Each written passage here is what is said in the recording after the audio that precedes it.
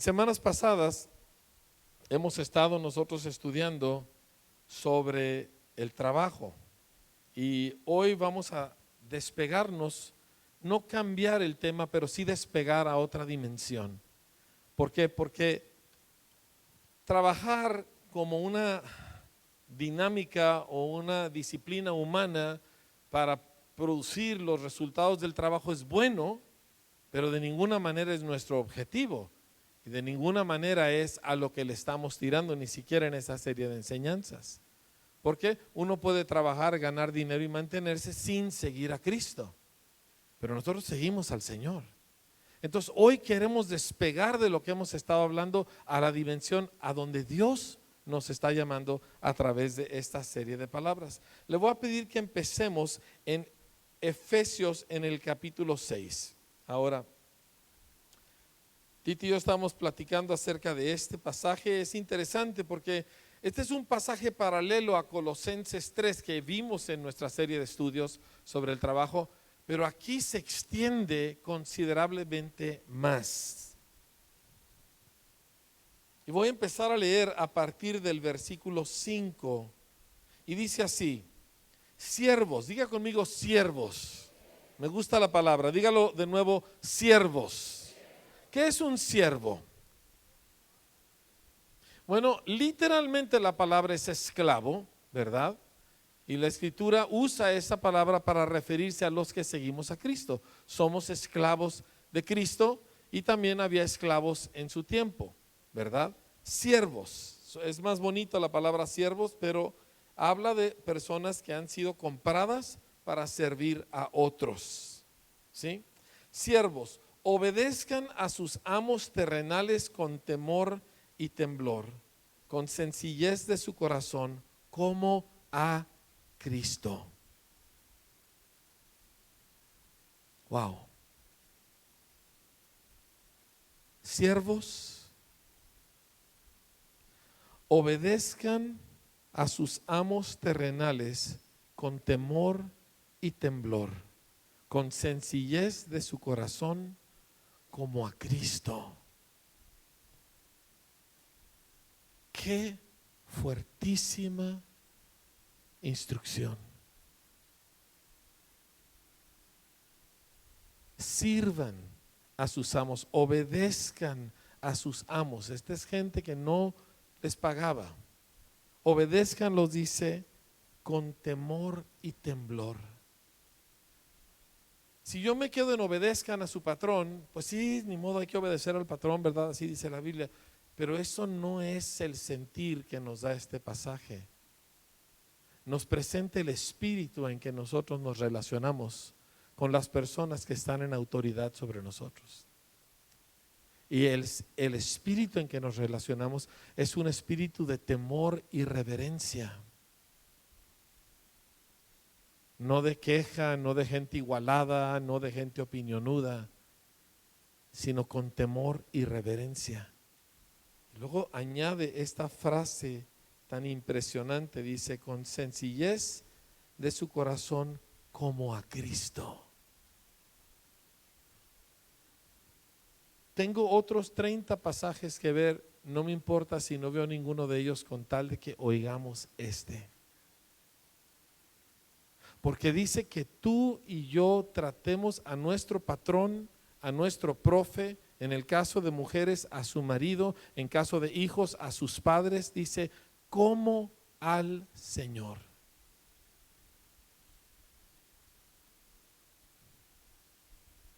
Al gobernante en turno, al policía en el crucero, como al Señor.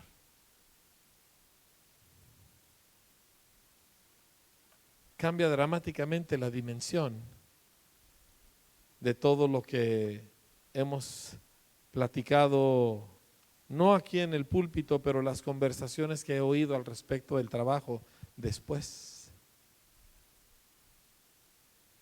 Como al Señor.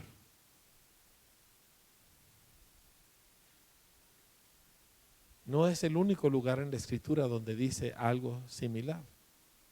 Colosenses habla así, Gálatas habla así, varios pasajes nos dan esta exacta instrucción. Traten a sus patrones, pastores, maridos, padres, gobernantes, profes, como al Señor, con temor y temblor.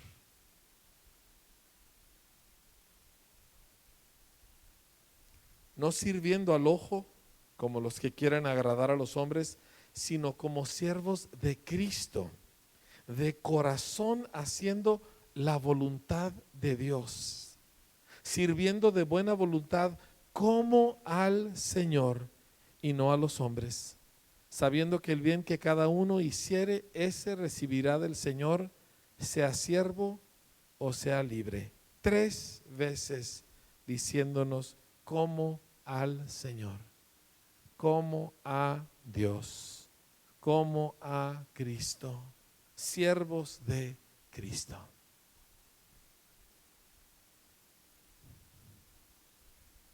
Eso no es, ay, nos dieron una plática requete padre sobre el trabajo, ¿verdad? Agarrar una actitud diferente, y etcétera. ¿Verdad que no tiene nada que ver con eso? De repente encuentras que el lugar donde tú eres la sirvienta de una familia y estás trapeando el piso, ¿verdad? Y que tú estás soñando con cosas diferentes y te das cuenta, estoy haciendo algo que es sagrado y voy a hacerlo para mi patrona como si fuera Cristo mismo. Así dice. Que estás detrás del mostrador en el changarro del patrón que te paga mal y que esto que el otro, y te das cuenta, esto es un lugar santo porque yo soy de Cristo y esto que estoy haciendo aquí yo lo hago como para el Señor, con temor, con reverencia, con una sensación de lo sagrado a la hora de hacerlo. Tu padre, tu madre te dicen, hijo, esto, ya, ¿verdad? Como al Señor. De hecho, todo el pasaje, desde el capítulo 5, versículo 21, nos establece de qué esto se trata. Dice, sométanse unos a otros en el temor de Dios. Lo que nos permite aceptar estar debajo de otra gente. Y escúcheme bien, míreme un momentito por favor, míreme, deme sus ojos. No es posible seguir a Cristo sin estar debajo de otros. No es posible. Y el mundo rechaza eso, porque el mundo dice a mi manera, el mundo dice yo. Y la Escritura nos dice que Dios, siendo eterno e infinito, se hizo hombre para estar debajo de. Estuvo sujeto a sus padres por muchos años y se sujetó a las leyes de la nación, aunque él era el dueño de la nación. Y se sujetó a la muerte, aunque él tenía poder sobre la muerte. Porque no puedes estar en el reino de Dios sin estar bajo alguien. Y yo puedo venir a la iglesia y cantar gloria a Dios y muchas cosas, y si yo no entiendo esta realidad, yo estoy más ajeno a Dios que si anduviera en la calle. Y por eso muchas veces gente abiertamente pagana tiene más sentido común en las cosas de Dios que muchos que nos decimos cristianos, porque no hemos entendido que estar en Cristo es estar debajo. Cosa seria. Sométanse unos a otros en el temor de Dios. Quiero que esta frase, el temor de Dios, se grabe profundamente, porque es una frase poco usada en el cristianismo moderno, que nada más habla de bendición y cómo Dios te va a dar lo que tú quieres. Pero esta frase, temor de Dios, resulta que se encuentra en todo el Nuevo Testamento. Cómo las iglesias eran edificadas porque andaban en el temor de Dios. Cómo el temor de Dios entró en todos los creyentes en el libro de los Hechos, capítulos 3, 4, 5. Una y otra vez el temor de Dios estaba sobre todos. Gente que vive consciente de que va a dar cuentas, consciente de que Dios está presente, consciente de que Él está gobernando. Y eso gobierna sus actitudes, gobierna sus reacciones, gobierna su fe, los gobierna por completo. Y podemos caminar en un espíritu sumiso porque tenemos temor de Dios. De hecho, la gran acusación contra la raza humana que se encuentra en Romanos capítulo 3, no quiero que la busque. Esta la he enseñado por 35 años. Si nunca me la ha oído, usted necesita prestar más atención. Pero después de toda la acusación que dice no hay justo ni aun uno, no hay quien entienda, no hay quien busque a Dios, todos se desviaron, etcétera, etcétera, termina toda aquella acusación con esta frase: no hay temor de Dios delante de sus ojos. Con temor y reverencia. No hay temor de Dios. Ay, pero ¿qué tiene? No hay temor de Dios delante de sus ojos. Ay, ya vas a empezar otra vez. No hay temor de Dios delante de sus ojos. Y sin el temor de Dios, nosotros estamos condenados a la muerte, porque ese es el resumen y la acusación final y máxima del Espíritu de Dios contra la raza humana, que cada quien hace lo que se le pega a su gana, porque aquí yo sigo siendo el rey.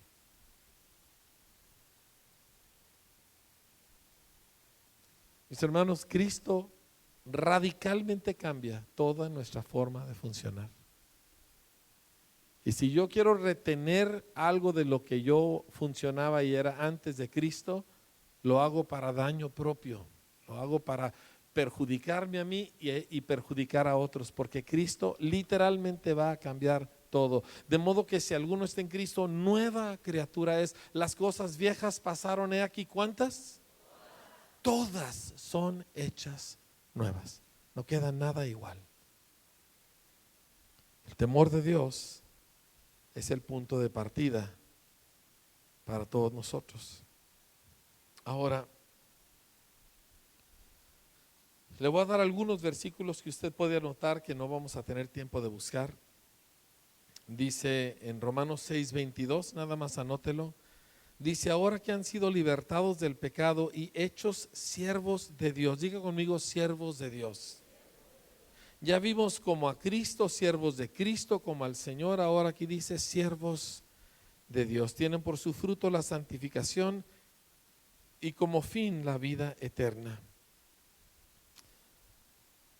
Ahora, cuando yo he confesado a Jesús como mi Señor, cuando yo me he convertido a Cristo, declarando que Él es Señor, ¿verdad? Entonces, a partir de ese momento, yo no tengo problemas con autoridad, porque yo he aceptado a la fuente de toda autoridad. Y como ahora yo entiendo que la autoridad viene de Él, entonces yo la puedo aceptar sin conflicto. Pero la religión, en todas sus 40,000 formas, nunca acepta la autoridad, porque la religión no aceptó la autoridad de Dios, como los judíos y específicamente los fariseos en el tiempo de Jesús, sabiendo que Él era Dios, sabiendo que a lo mínimo era el más extraordinario profeta que jamás había existido, lo rechazaron. ¿Por qué? Porque ellos no aceptaban el gobierno de Dios. La Escritura dice que rechazaron los designios de Dios respecto de ellos. Otra vez, necesito que se esfuerce a estar conmigo. Estoy perdiendo a algunos de ustedes y no lo voy a dejar. No lo voy a dejar porque su vida depende de esto. Mi vida, su vida depende de esto. No se me pierda, no se me duerme y no se me distraiga. Ellos repudiaron los designios de Dios respecto de sí mismos. Así lo dice la Escritura. Y por lo tanto no aceptaban ninguna otra autoridad, ni la de Roma, ni la de Herodes, ni la de nadie, y tenían justa razón para criticar las diversas autoridades, pero el problema fundamental no estaba ahí. El problema fundamental es que ellos no aceptaban ninguna autoridad, y cuando vino la sublime, perfecta, pura, intachable autoridad de Dios en Cristo, lo mataron. El hombre que se ha convertido al Señor no tiene problemas con la autoridad, porque entiende que la autoridad viene de Dios, y si no entiende eso, todavía no se ha convertido a Cristo. Uno que entiende, ahora soy siervo de Dios, ahora soy esclavo, soy propiedad de Dios para servirlo a Él en lo que Él quiera. Ahora que yo soy eso, entonces cualquier autoridad que venga a mí, yo la acepto porque pues viene de Dios. Ahora dice, pero ¿qué? Si me piden que haga algo malo, si alguien me pide que yo haga algo contrario a lo que Dios dice, con todo el respeto hago lo que los discípulos hicieron. Juzguen ustedes si es correcto obedecer a los hombres antes que obedecer a Dios. Pero ellos no hicieron eso por decir, no, a mí nadie me manda. Ellos hicieron, es que yo obedezco a Dios, tú estás diciéndome algo contrario, no te puedo obedecer. No soy rebelde, no soy grosero, no soy irrespetuoso, pero no te puedo obedecer porque yo soy siervo del Señor. Me llamó la atención en el libro de los Hechos que los discípulos, Dios los saca de la cárcel, manda un ángel y los saca de la cárcel. ¿Sí? Y nadie vio porque Dios puso como en estado de hipnosis a todos los guardias y salen de la cárcel, y al día siguiente están predicando en el templo otra vez, justo lo contrario de lo que les habían dicho, ¿verdad? Y entonces la multitud estaba ahí y se dan cuenta todo el concilio que se había reunido para juzgarlos, que están otra vez predicando. ¿Y qué es esto? Y mandan a unos alguaciles a traerlos ante el concilio. Y lo que me llama la atención es que dice lo siguiente, que los alguaciles los llevaron pacíficamente porque tenían miedo que el pueblo los apedreara. O sea que si Pedro hubiera dicho no, no voy, los alguaciles, ¿qué hacen 8 alguaciles contra 8,000 judíos llenos de gozo y entusiasmo por el Espíritu Santo? Nada, ¿me entiende? Pero cuando los del concilio le mandaron a Pedro y a Juan que vinieran, eso no era contrario a lo que Dios dice, así que dijeron, sí, sí vamos. ¿Por qué? Porque ellos eran hombres que entendían autoridad. Cuando llegan al concilio y los del concilio les reclaman, ¿por qué están predicando en ese nombre que les prohibimos? Otra vez repite Pedro y le dice, juzguen ustedes si es correcto que obedezcamos a Dios o a ustedes primero. Pero en lo que podían obedecer, con gusto obedecieron. Y si usted y yo vamos a caminar con el Señor, usted va a necesitar resolver el problema de su rebeldía, de sus hábitos contrarios a cualquier forma de autoridad, porque familia, nosotros somos siervos. Somos siervos del que nos compró y toda autoridad desciende de Él. Y a menos que me pidan que robe o mate o blasfeme o alguna de esas cosas, una persona que tiene autoridad sobre mí, yo le voy a hacer caso. Así de sencillo. Profe, marido, patrón, policía, presidente, quien sea.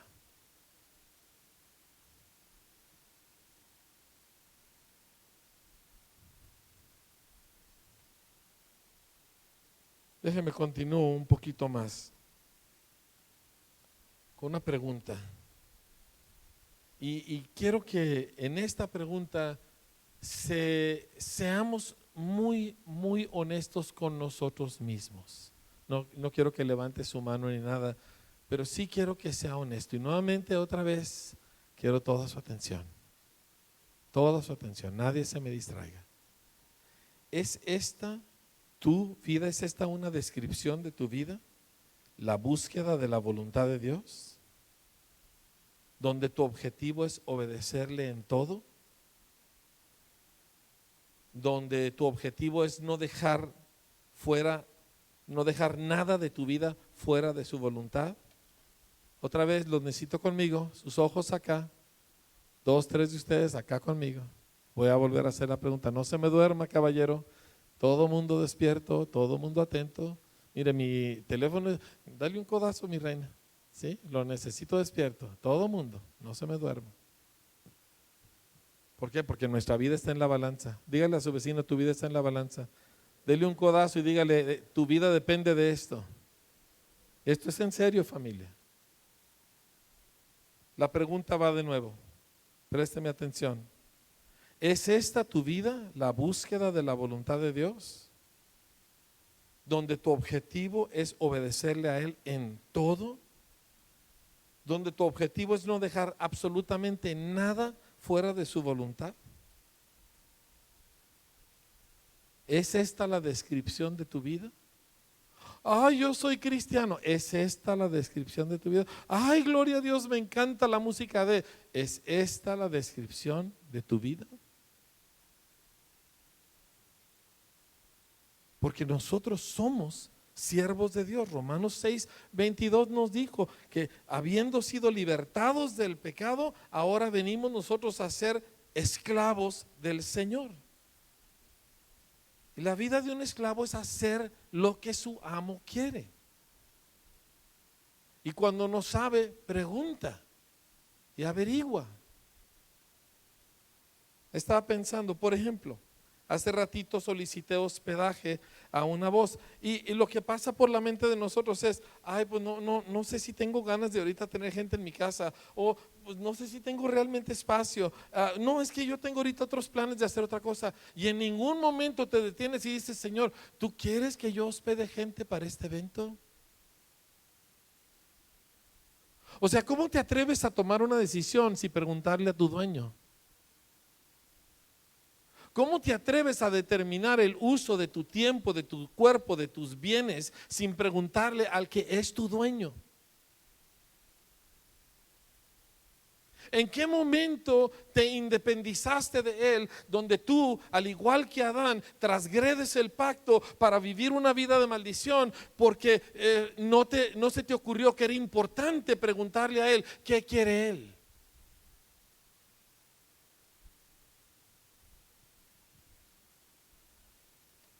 Hay dos formas de nosotros hacer esto. La primera es obvia, la abierta rebeldía, la abierta independencia, donde, no, porque yo voy a hacer lo que yo digo. Y digo, esta la tratamos de disfrazar un poco echándole la culpa al ministro o a la esposa del ministro, ¿verdad? O a la institución religiosa. No, es que ellos son muy estrictos. No, es que él es muy severo. No, es que ya ves cómo es ella. Pero en realidad todo el mundo sabemos que en el fondo es que esa persona dice, a mí nadie me va a mandar. Pero la otra es la que me preocupa más, porque la abierta rebeldía por lo menos es abierta y a la hora de la hora no se puede ocultar. A mí me preocupa la descuidada insensatez. Ay, pues pero ¿por qué? Viviendo como si no tuviera 2 neuronas en el cráneo. Más haciendo la vida así por el impulso que le llega, como si no tuviéramos dueño. ¿Cómo voy yo a pensar que porque las cosas que hago las hice por insensato y no por abierta rebeldía, que eso es menos afrenta a mi hacedor? ¿Cómo voy a pensar que por el hecho de que, es que no estaba pensando, eso es menos grave para mi Señor, cuyo siervo soy, porque yo soy su siervo?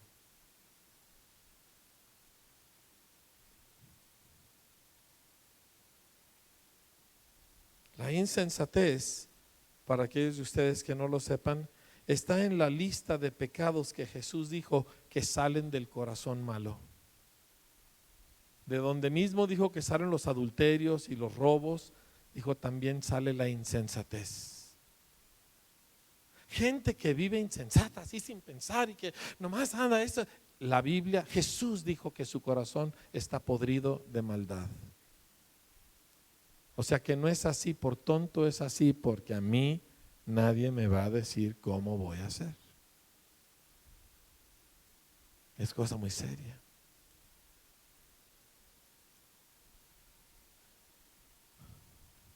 No es mi objetivo que nosotros nos quedemos con una idea negativa, pero sí necesitamos eliminar muchas de las ideas y de las costumbres falsas que nos están tronando para entrar en lo que realmente es.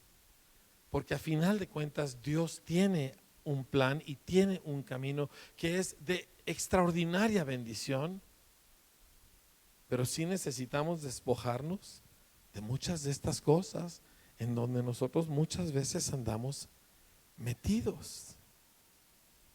Es que entiende una cosa y otra vez présteme su atención, déjeme ver sus ojos, déjeme ver sus ojos, déjeme ver sus ojos. Vivimos en la época de la historia de la raza humana más anárquica que jamás ha existido, donde nadie quiere servir a nadie y se manifiesta aún en la iglesia en que vivimos en un tiempo donde nadie quiere servir a Dios. Los institutos bíblicos están vacíos y los que están estudiando en ellos no tienen la intención de abandonar todo para dedicarse solamente al servicio al Señor. Tienen la intención de enriquecer su experiencia cristiana. Tienen la intención de quizás hacer un viaje misionero de unas semanas o de un mes, pero de decir, yo dejo todo para dedicarme al servicio de Cristo, es una proporción microscópica. Es una evidencia de una contaminación en nuestra alma, nosotros la iglesia contaminados de la mentalidad del mundo. Anoche y esta mañana estaba leyendo la historia de Elias Tepper, yo les he platicado acerca de él. Elias Tepper, un brillante economista de Harvard, la mejor universidad del mundo, sin excepción. Un hombre que debiera de estar a la cabeza de un gobierno, que mínimo debería de ser secretario de economía de algún país. Se fue con sus 4 hijos, primero a Puebla, México, por 4 años. De sus esfuerzos nació Amistad de Puebla. Y después de ahí, un día vino con sus hijos y les dijo, Dios me dijo que nos fuéramos a España. Sus hijos todos así, todos dijeron, sí papi, ¿verdad? Pues, y se van a España, a vivir en San Blas, el peor barrio de todo Madrid. Es un lugar, bueno, era un lugar de drogadictos. Y estaba leyendo el relato de uno de sus hijos platicando de cómo todos sus amigos eran gente que se inyectaba.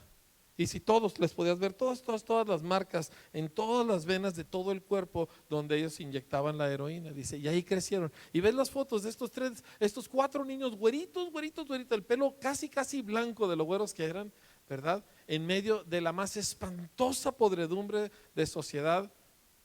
Y ahí sirvieron, y hasta la fecha ahí sirve Elías al Señor.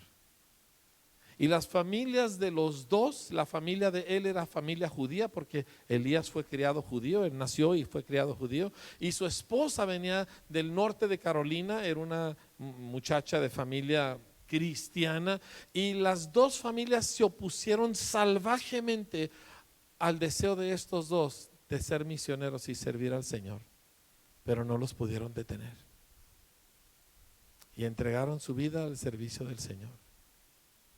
A Elías se le mató un hijo en un accidente, yendo él en el coche, él en sus brazos lo tuvo mientras el muchacho se desangraba y se moría, y no dejó de servir al Señor. Sus hijos vivieron bajo el riesgo de contraer el SIDA, porque todos los drogadictos eran enfermos de SIDA por las jeringas que se compartían. Y ahí 20, 25 años creciendo, rodeados de esta gente. Yo conozco a algunos de ellos, de hecho uno de ellos cumple años hoy, Javi se llama. Porque Elías entendió, yo soy un siervo del Señor. Y si usted y yo vamos a dar un fruto para Dios en esta vida, necesitamos deshacernos de todas las ideas que tenemos de qué se trata mi vida, porque no es mi vida, y entender que yo soy un siervo de Cristo. ¿Es eso o está usted perdido, sin esperanza y sin Dios en este mundo? Solamente hay dos posibles opciones. Y estaba leyendo unos pasajes y quiero ir terminando porque vamos a hacer algo muy especial el día de hoy. Estaba leyendo el otro día por accidente casi el Salmo 143, y el Salmo 143 es un favorito mío, pero nunca me acuerdo del número, no sé por qué, y siempre lo ando buscando. Y había leído 3 salmos y sentí que tenía que leer ese, aunque no sabía que era el que me gusta, y se lo voy a leer. Salmo 143, voy a leerle a partir de el 7, verso 7. Respóndeme pronto, oh Señor, porque desmaya mi espíritu. No escondas de mí tu rostro. No venga yo a ser semejante a los que descienden a la sepultura. Hazme oír por la mañana tu misericordia, porque en ti he confiado. Hazme saber el camino por donde ande, porque a ti he elevado mi alma. Líbrame de mis enemigos, oh Señor, en ti me refugio.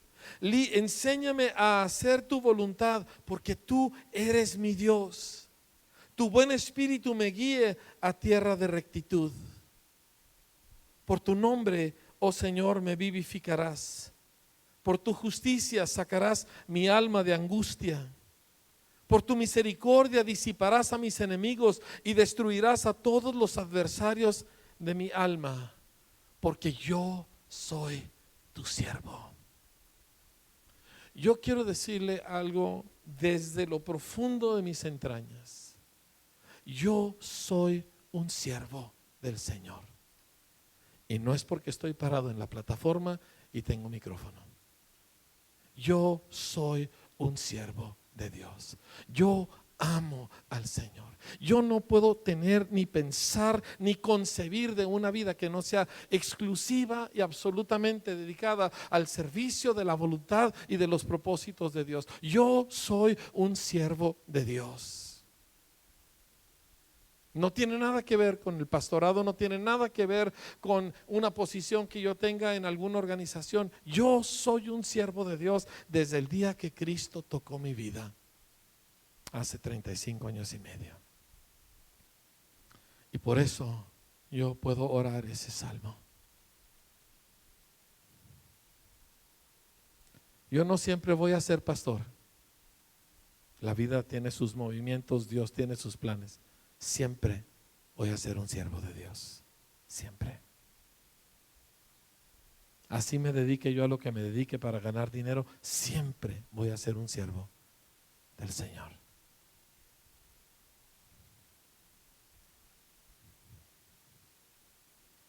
Es que uno o sirve al Señor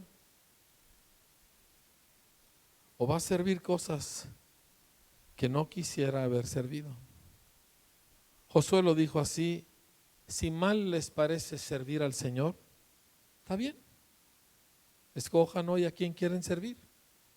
Si a los dioses a quienes sirvieron sus padres cuando estuvieron al otro lado del río, o a los dioses de los amorreos en cuya tierra ustedes habitan.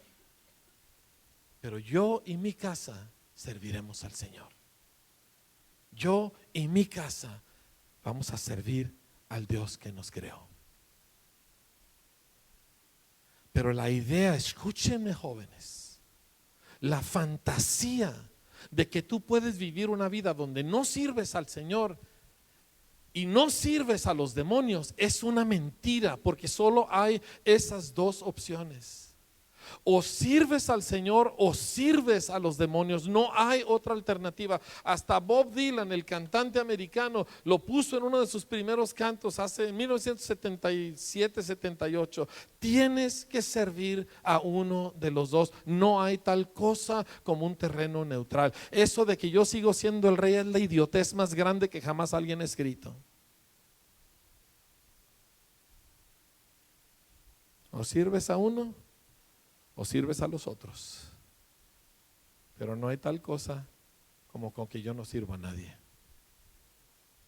Ahora, ¿por qué hablamos todas estas cosas y por qué con este tono de urgencia? Porque el apóstol Pablo dijo lo siguiente, después de un capítulo de una lucha intensa, lo puede leer usted después, Romanos capítulo 7, lea del versículo 7 en adelante, intensa la lucha, a grado que llega y dice, miserable de mí, ¿quién me librará de esta muerte que traigo en mi cuerpo? Y luego dijo lo siguiente, dice, yo con la mente sirvo a la ley de Dios, pero con mi carne a la ley del pecado. Hay una parte de ti que quiere servir al pecado, pensando que es yo hago lo que yo quiera, cuando en realidad es servir a los demonios. Y si tú has nacido de nuevo, hay una parte de ti que quiere servir al Señor. Y tú y yo estamos aquí peleando por tu alma para que tú escojas servir al Señor, en vez de caer en la idea de que tú puedes vivir más o menos así y no pasa nada, porque no es cierto, porque cuando tú vives así estás en tu carne y estás sirviendo al pecado y por lo tanto a los demonios. Y lo van a llevar tus hijos, porque siempre los hijos son los que sufren la consecuencia de las malas elecciones de los padres. Y tus hijos se perderán por toda la vida porque tú escogiste hacerlo como a ti te nacía, no queriendo entender que eso es servir a los demonios. Así que hay dos únicas posibilidades: o sigues lo que tu carne te dice, que es servir a lo que a ti te nace y como tú la piensas y lo que a ti te parece adecuado, y eso es servir a los demonios, o es voltear y decir quiero servir a Dios, quiero servir a Dios, y sirves conscientemente a Dios contra viento y marea y contra tus propias inclinaciones, y el resultado es fruto de Dios en tu vida y una bendición extraordinaria sobre tus hijos hasta 1000 generaciones. Así dice mi Biblia.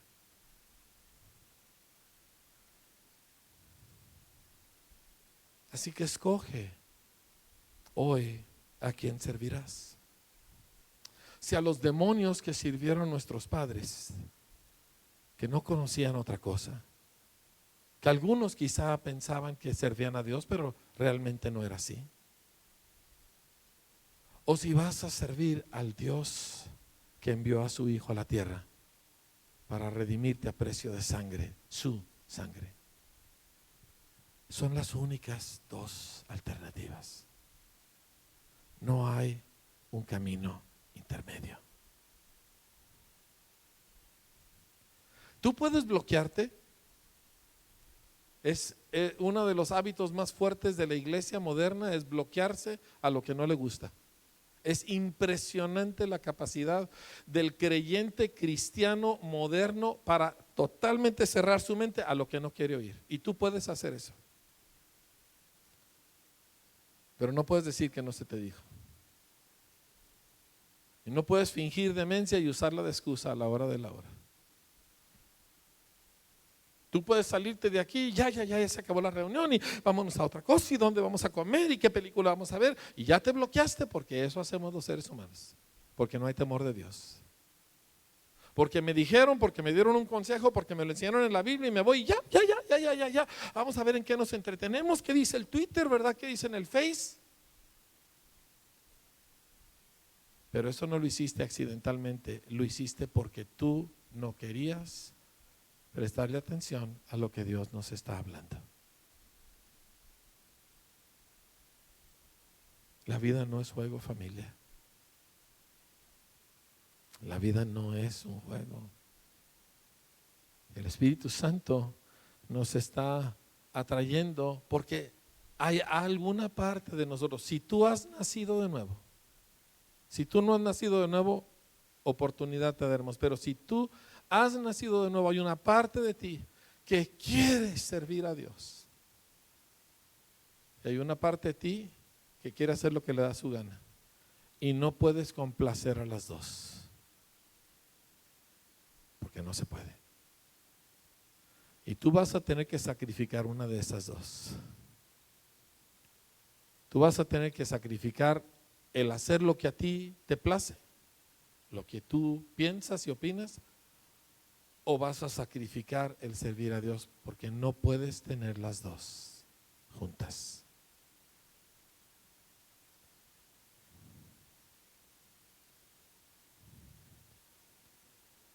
Nuestro clamor es que se levante una generación de gente que dice: yo voy a servir a Dios aunque me mate, yo voy a servir a Dios aunque cometa 1000 errores, yo voy a servir a Dios porque ¿cómo puedo hacer otra cosa en la vida? Y que esa gente haga visible a Cristo en medio de un mundo tan ciego y tan muerto.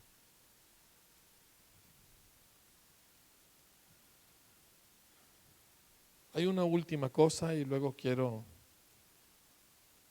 llevarnos a lo último que vamos a hacer, que vamos a tomar la cena del Señor este día, pero ahorita le instruyo al respecto. El libro de Apocalipsis, en el último capítulo, el capítulo 22, no lo busque, después lo puede leer. Me encanta la escena donde habla de la nueva Jerusalén y del río de la vida y el árbol de la vida y Cristo y Dios en su trono, y dice, escuche, dice, y sus siervos le servirán. Yo me quiero ir al cielo y sus siervos le servirán. Yo quiero estar en la gloria con Cristo cuando Él descienda aquí a la tierra y reine sobre el universo en perfecta armonía y belleza, y sus siervos le servirán. Y un poquito más adelante le dice al autor, dice, escribe estas cosas a los siervos del Señor, para que ellos sepan lo que ha de venir. ¿Quiénes? ¿Los cristianos? No, los siervos del Señor. Yo soy un siervo de Dios. Mi esposa es una sierva de Dios. Lo fuimos antes de ser pastores y lo seremos después. ¿Y usted? Esto no es un llamado para pasar al frente y decirle, sí, Señor, no, ya hicimos eso la semana pasada y vimos qué tan falsos podemos ser. ¿Me comprende? Yo no estoy buscando eso. Yo estoy buscando que usted voltee y diga, no quiero servir a los demonios, ya me rescataste de ahí. Quiero servirte a ti, Jesús. Y luego de pasos concretos.